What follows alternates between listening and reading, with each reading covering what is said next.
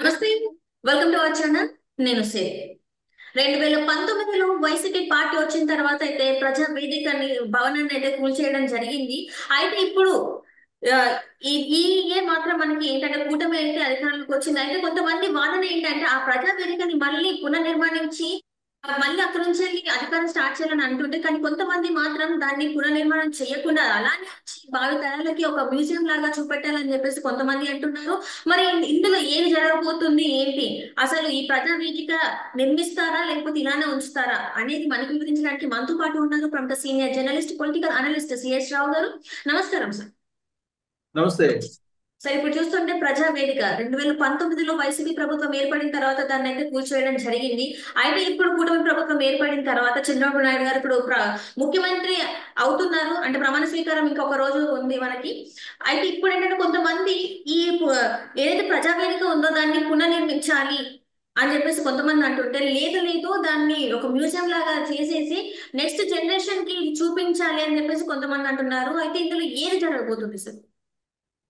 So దీని మీద చాలా సీరియస్ గా చర్చ జరగాల్సినటువంటి అవసరం ఉంది. ఎందుకంటే భవిష్యత్ తరాలకి ఒక సంకేతం అనేది పంపించాలి. చరిత్ర, రాష్ట్రం ఏర్పడిన తర్వాత ఏం జరిగింది, రాష్ట్రం ఏర్పడిన తర్వాత జరిగిన పరిణామాలు ఏంటి, వీటన్నిటి మీద ఖచ్చితంగా భవిష్యత్ తరాలకి చేయాల్సిన అవసరం ఉంది. తెలియజేయాల్సిన అవసరంతో పాటు ఆవశ్యకత కూడా ఉంది.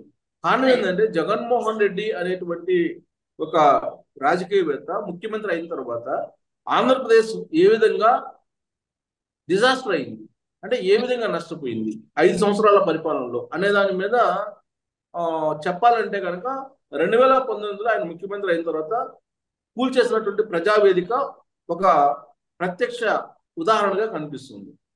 దాన్ని భవిష్యత్ తరాలకు కూడా చూపించడం ద్వారా జగన్మోహన్ రెడ్డి అనే అతను ఉండేవాళ్ళు. ఆయన ఒక 5 సంవత్సరాల పాటు ముఖ్యమంత్రిగా పనిచేశారు. ఆ టైంలో ఆయన ఏమేం చేశారు, ఏ విధంగా వ్యవస్థలను కూల్చేశారు, ఏ విధంగా రాష్ట్రాన్ని కూల్చివేశారు, ఆర్థికంగా నష్టపరిచారు, ఏ విధంగా విధ్వంసం సృష్టించారు అని చెప్పడానికి ప్రజావేదికను యాజ్ గా ఉంచాలి అనేది ఇప్పుడు తెలుగుదేశం పార్టీలో ఉండేటువంటి వాళ్ళు కొంతమంది చంద్రబాబు నాయుడికి విజ్ఞప్తి చేస్తున్నారు, తెలియజేస్తున్నారు. కారణం ఏంటంటే అమరావతి అనేటువంటి ఒక రాజధాని, గ్రీన్ ఫీల్డ్ రాజధాని ప్రపంచంలోనే నెంబర్ 1 చేయడానికి చంద్రబాబు నాయుడు శంకుస్థాపన చేయించారు 2014లో ఆయన గెలిచిన తర్వాత. నరేంద్ర మోడీ కూడా ప్రధానమంత్రి హోదాలో అక్కడికి వచ్చారు. అలాగే అప్పట్లో తెలంగాణ సీఎంగా ఉన్నటువంటి కేసీఆర్ తో పాటు పక్కన తమిళనాడులో ఉన్నటువంటి నేతలు, సీఎంలు అందరూ వచ్చారు. అంగరంగ వైభవంగా, ఆర్భాటంగా ఆ శంకుస్థాపన జరిగింది, అమరావతి శంకుస్థాపన. అమరావతి శంకుస్థాపన జరిగిన తర్వాత అసలు ప్రపంచంలోనే ఏ రాష్ట్ర రాజధానికి లేనటువంటి విధంగా అత్యాధునికమైనటువంటి సౌకర్యాలతోటి, సాంకేతిక పరిజ్ఞానంతో ఒక గ్రీన్ ఫీల్డ్ సిటీని ఏర్పాటు చేయడం ద్వారా ప్రపంచాన్ని ఆకర్షించాలి అనేటువంటి ఒక ప్రయత్నం చేశారు చంద్రబాబు నాయుడు.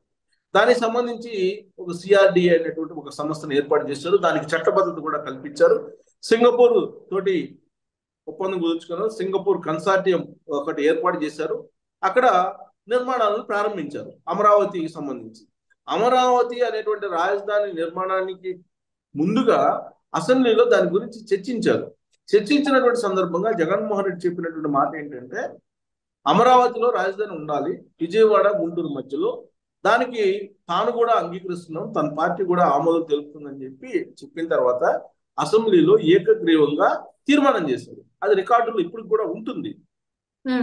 సో తీర్మానం చేసినటువంటి జగన్మోహన్ రెడ్డి 2019లో అధికారంలోకి వచ్చిన తర్వాత అమరావతి అనేటువంటి ప్రాంతాన్ని గాలికి వదిలేసి దాన్ని ఒక శ్మశానంగా మాట్లాడుతూ దాన్ని ఒక సామాజిక వర్గం నిర్మించుకుంటున్నటువంటి ప్రాంతంగా, అక్కడేదో ఇన్సైడర్ ట్రేడింగ్ జరిగిందని, భూములు కొమ్ముకోవడం జరిగిందని రకరకాలుగా ప్రచారం చేశారు.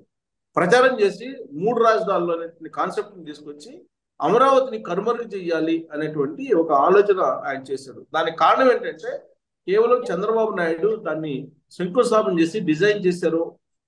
భవిష్యత్ తరాలకి చంద్రబాబు నాయుడు పేరు పదిలంగా ఉంటుంది కాబట్టి రాజధాని అమరావతిలో ఉండకూడదు అనేటువంటి కాన్సెప్ట్ తోటి జగన్మోహన్ రెడ్డి 3 రాజధానులు అనేటువంటి దాన్ని తెర మీదకి తీసుకొచ్చారు.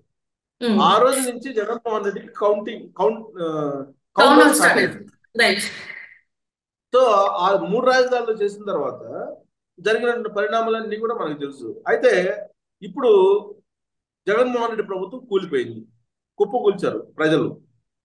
ఇప్పుడు ఏం చేయాలి చంద్రబాబు నాయుడు చెప్పినటువంటి నినాదం ఏంది? 2024 ఎన్నికల సందర్భంగా రాష్ట్రాన్ని విధ్వంసం చేశారు జగన్మోహన్ రెడ్డి, దాన్ని పునర్నిర్మాణం చేయాలి అని చెప్పారు ఆయన. ఎన్నికల స్లోగన్ అదే, పునర్నిర్మాణం చేయాలి రాష్ట్రాన్ని, విధ్వంసం సృష్టించాడు, దాదాపు 30 ఏళ్ళు వెనక్కి తీసుకెళ్లిపోయాడు రాష్ట్రాన్ని అని ఆయన చెప్పినటువంటి మాట. సో పునర్నిర్మాణం అని అంటే ఎక్కడైతే జగన్మోహన్ రెడ్డి కూల్చేశాడో ప్రజావేదికని, అక్కడి నుంచే పునర్నిర్మాణం యొక్క పనులు స్టార్ట్ చేయాలి అనేది కొంతమంది అభిప్రాయం. ఎందుకంటే ప్రజావేదికను కూల్చివేసి తాను విధ్వంసకారుణ్ణి అని చెప్పి జగన్మోహన్ రెడ్డి ఒక సంకేతం ఇచ్చాడు. ఆయన ముఖ్యమంత్రిగా రాగానే తాను ఆ విధ్వంసానికి వ్యతిరేకంగా పునర్నిర్మాణం చేపడుతాను అని చెప్పి సంకేతం ఇవ్వడానికి అదే ప్రజావేదికని మళ్ళా పునర్నిర్మించాలి అనేటువంటిది ఒక సలహా చంద్రబాబు నాయుడికి తెలుగుదేశం పార్టీలో ఉండేటువంటి వాళ్ళు కొంతమంది ఇస్తూ ఉన్నారు. ఇదే సమయంలో మరి కొంతమంది ఏం చెప్తున్నారు, నమూనాగా లేదా రాష్ట్ర రాజధాని ప్రపంచాన్నే ఆకర్షించేటువంటి ఒక రాజధానిగా ఏర్పడబోతుంది అమరావతి. సో అమరావతి ప్రపంచవ్యాప్తంగా కూడా ప్రాచుర్యం పొందుతుంది కాబట్టి రాబోయేటువంటి రోజుల్లో పర్యాటకులు కూడా ఎక్కువ ఉండే అవకాశం ఉంది, పర్యాటకులు కూడా చూడటానికి వచ్చేలాగా దాని నిర్మాణం ఉంటుంది. కాబట్టి భవిష్యత్ తరాలకు కూడా తెలిసేలాగా ప్రజావేదికని అలానే ఉంచేసి, కూల్చేసినటువంటి ప్రజావేదికను అలానే ఉంచేసి ఒక మ్యూజియం లాగా అక్కడ పెట్టేసి, ఆ మ్యూజియంలో పెట్టేసిన ఆ శిథిలాలు ఏవైతే ఉన్నాయో ప్రజావేదిక శిథిలాలు, వాటిని అలానే ఉంచేసి భవిష్యత్ తరాలు వాళ్ళు వచ్చి చూసినప్పుడు, అమరావతిని చూసినప్పుడు, ఈ శిథిలాలను చూసిన తర్వాత జగన్మోహన్ రెడ్డి విధ్వంసకారుడు అనేది తరతరాలకి తెలియజేయాలి, భవిష్యత్ తరాలకు కూడా తెలియజేయాలి. కాబట్టి దాన్ని అలానే ఉంచాలి అనేది కొంతమంది చెప్తున్నటువంటి అభిప్రాయం. ఇలాంటి పరిస్థితుల్లో మరి కోర్ క్యాపిటల్ ఏరియాలో ఉంది, ప్లస్ చంద్రబాబు నాయుడు ఇంటి పక్కనే అది ఉంది ప్రజావేదిక. దాన్ని మరి ఏం చేస్తారు అనేది ఒక డిబేటబుల్ క్వశ్చన్ ఇప్పుడు. ఎందుకంటే 9 కోట్లు, సుమారుగా 9 కోట్ల వ్యయంతో నిర్మించినటువంటి ప్రజావేదికని జగన్మోహన్ రెడ్డి రావడంతో దాన్ని కూల్చేశారు. సో కాబట్టి ఆయన కూల్చివేత దగ్గర నుంచి మొత్తం రాష్ట్రాన్ని కూల్చివేశారు, రాష్ట్రాన్ని కూలిపోయేటట్టు చేశారు. సో దీంతో రాబోయేటువంటి తరాలకు, భవిష్యత్ తరాలకు కూడా ఈ ప్రజావేదికను చూపించడం ద్వారా, గతంలో మనం తుగ్లక్ వీళ్ళ గురించి చరిత్రలో చదువుకున్నాం కదా. సో రావణాసురుడు పురాణాల్లో చదువుకున్నాం. సో ఇప్పటికి కూడా రావణాసురుడు అంటే ఎలా ఉంటాడు ఏంటి అనేది మనకు గుర్తొస్తుంది. అలాగే తుగ్లక్ గురించి చరిత్ర చదువుకుంటే తుగ్లక్ పరిపాలన ఏ విధంగా ఉండేది అనేది మనకు ఇన్ని జనరేషన్స్ మారినప్పటికి కూడా గుర్తుంటుంది.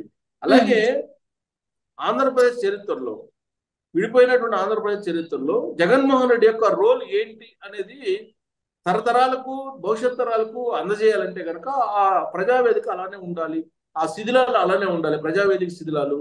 అప్పుడు కానీ జగన్మోహన్ రెడ్డిని చరిత్రలో ఎలాంటి వాడు అనేది చూపించడానికి అవకాశం ఉంటుందని చెప్పి కొంతమంది చెప్తూ ఉన్నారు. సో కాబట్టి జగన్మోహన్ రెడ్డిని మరి ఈ విధ్వంసకారుడిగా చూపించాలంటే దాన్ని అలానే ఉంచుతారు. లేదు ఈ 5 సంవత్సరాల్లో నాకు పరిపాలన చేయమని చెప్పి ప్రజలు ఇచ్చారు, పునర్నిర్మాణానికి నేను కట్టుబడి ఉన్నాను కాబట్టి పునర్నిర్మాణం నిర్మించాలనుకుంటే ప్రజావేదికను మళ్ళీ తిరిగి పునర్నిర్మిస్తారు చంద్రబాబు నాయుడు. మరి ఆయన ఏం చేస్తాడు అనేది ఇప్పుడు బలంగా రెండు అభిప్రాయాలు మనకు కనిపిస్తున్నాయి, బలమైనటువంటి అభిప్రాయాలు. ఈ 2 అభిప్రాయాల్లో ఎటువైపు మొగ్గు చూపుతారు అనేది ఆసక్తికరమైనటువంటి అంశం మనకి. జగన్మోహన్ రెడ్డి భవిష్యత్ తరాలకి ఆయన తుగ్లక్ లగ్నం లేదంటే ఒక రావణాసురుడు చూపించాలనుకుంటే అది ఉంచుతారు. లేదు, జరిగిపోయింది, ప్రజలు శిక్షించారు, అతన్ని మళ్ళా లేవకుండా ఇంకా మళ్ళా ఆయన సంబంధించినటువంటి ఆనవాళ్ళు ఎందుకు ఉండాలి అనుకుంటే కనుక దాన్ని పునర్నిర్మాణం చేసి అమరావతిలో మళ్ళా ఇది ఒక దిష్టి సుక్కలాగా ఎందుకు ఉండాలి, కూల్చివేసిన శిథిలాలు అనుకుంటే కనుక దాన్ని పునర్నిర్మిస్తారు.